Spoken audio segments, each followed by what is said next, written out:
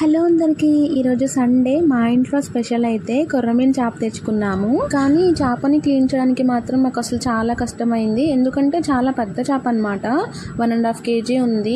ఇంకా అసలు దీని పులుసు అంతా పోయి తెల్లగా రావడానికి చాలా టైం పట్టింది. దీనికున్న బోన్ అయితే చాలా గట్టిగా ఉంది, కత్తిపెట్టుకైతే అస్సలు తెగలేదు. ఈ కొర్రమీను చేపని పచ్చడి పట్టుకుంటే చాలా బాగుంటుంది, ఎందుకంటే అసలు ఒక్క ముల్లే ఉంటుంది, ఇంకా ముళ్ళేం ఉండవు. నార్మల్ చేపలతో పోలిస్తే చాలా తక్కువ ముళ్ళు ఉంటాయి.